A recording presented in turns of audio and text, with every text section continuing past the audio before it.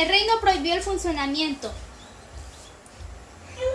de refinerías de azúcar en 1715.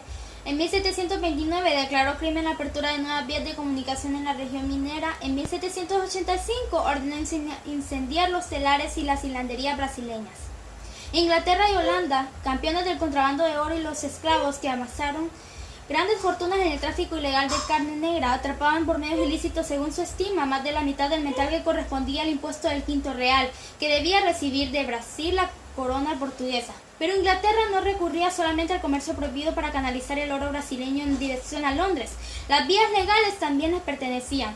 El auge del oro, que implicó el flujo de grandes contingentes de población portuguesa hacia Minas Gerais, estimuló agudamente la demanda colonial de productos industriales y proporcionó a la vez medios para pagarlos.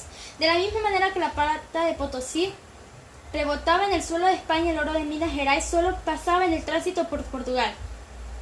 La metrópoli se convirtió en simple intermediaria. En 1755, el Marcos de Pombal, primer ministro portugués, intentó la resurrección de una política proteccionista, pero ya era tarde. Denunció que los ingleses habían conquistado Portugal sin los inconvenientes de una conquista que abastecía las 2/3 partes de sus necesidades y que los agentes británicos eran dueños de la totalidad del comercio portugués. Portugal no producía prácticamente nada y tan ficticia resultaba la riqueza del oro que hasta los esclavos negros que trabajaban en las minas de la colonia eran vestidos por los ingleses. Celso Furtado ha hecho notar que Inglaterra, que seguía una política clarividente en materia de desarrollo industrial, utilizó el oro de Brasil para pagar importaciones esenciales de otros países y pudo concentrar sus inversiones en el sector manufacturero. Rápidas y eficaces innovaciones tecnológicas pudieron ser aplicadas gracias a esta gentileza histórica de Portugal. El centro financiero de Europa se trasladó a Ámsterdam, a Londres. Según las fuentes británicas, las entradas de oro brasileño en Londres alcanzaban las 50.000 libras por semana en algunos periodos. Sin esta tremenda acumulación de reservas metálicas, Inglaterra no hubiera podido enfrentar posteriormente a Napoleón. Nada quedó en el suelo brasileño del impulso dinámico del oro, salvo los templos y las obras de arte. A finales del siglo XVIII, aunque todavía no se había agotado los diamantes, el país estaba postrado.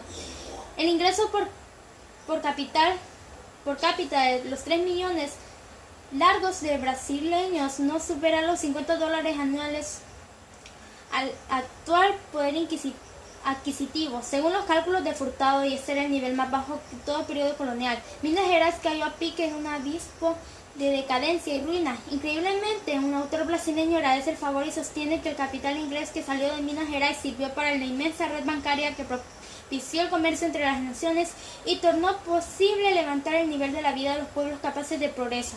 Condenados inflexiblemente a la pobreza en función del progreso ajeno, los pueblos mineros incapaces quedaron aislados y tuvieron que resignarse a arrancar sus alimentos de las pobres tierras ya despojadas de metales y piedras preciosas. La agricultura de subsistencia ocupó el lugar de la economía minera. En nuestros días, los campos de Minas Gerais son como los del nordeste, reinos del latifundio y de los coroneles de hacienda, impertérritos bastiones del atraso. La venta de trabajadores mineros a las haciendas de otros estados es casi tan frecuente como el tráfico de esclavos que los nordestinos padecen.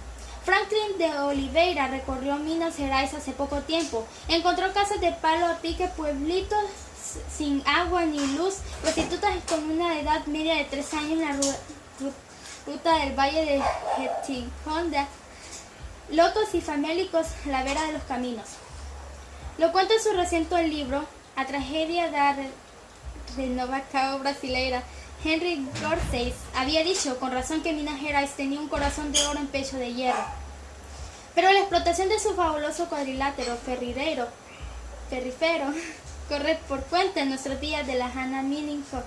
y la Bertrand Steel. Asociadas al afecto, los yacimientos fueron entregados en 1964 al cabo de una siniestra historia. El hierro en manos extranjeras no dejará más de lo que el oro dejó. Solo la explosión del talento había quedado como recuerdo del vértigo del oro, por no mencionar que los agujeros de las excavaciones y las pequeñas ciudades abandonadas. Portugal no pudo tampoco rescatar otra fuerza creadora que no fuera revolución estética. El convento de Mafra, orgullo de Don Jaume, levantó a Portugal de la decadencia artística. En sus carrillones de 37 campanas, sus vasos y sus candelabros de oro macizo centellea todavía el oro de Minas Gerais. La iglesia de Minas ha sido bastante saqueada y son raros los objetos sacros de tamaño portátil que en ella perduran, pero para siempre quedaron alzados sobre las ruinas coloniales los monumentos, las monumentales obras barrocas, los frontispicios y los púlpitos, los retablos, las figuras humanas que diseñó, talló, esculpió Antonio Francisco Lisboa, el Alejandro, el Tuyito, el hijo genial de un esclavo y un artesano. Ya agonizaba en el siglo XVIII cuando el Alejandro comenzó a modelar en piedra un conjunto de grandes figuras sagradas al pie del santuario de Bom Jesús de Matoncincos, en Cosonjas de Campo. La euforia del oro era cosa del pasado, la obra se llamaba Los Profetas, pero ya no había ninguna gloria en profetizar. Toda la pompa y la alegría se habían desvanecido y no quedaba sin sitio para ninguna esperanza. El testimonio final, grandioso como un entierro para aquella fugaz civilización de oro nacida por morir, fue dejada en los siglos siguientes por el artista más talentoso de toda la historia de Brasil. El Alejandro, desfigurado y mutilado por la lepra, realizó su obra maestra, amarrando el cincel y el martillo a las manos sin dedos y arrastrando las rodillas cada madrugada rumbo a su taller. La leyenda asegura en la iglesia de Nossa Senhora, las Mercedes, Misericordia de Minas Gerais, los mineros muertos celebran todavía misas en las frías noches de lluvia. Cuando el sacerdote se vuelve alzando las manos desde el altar mayor, se le ven los huesos en la cara.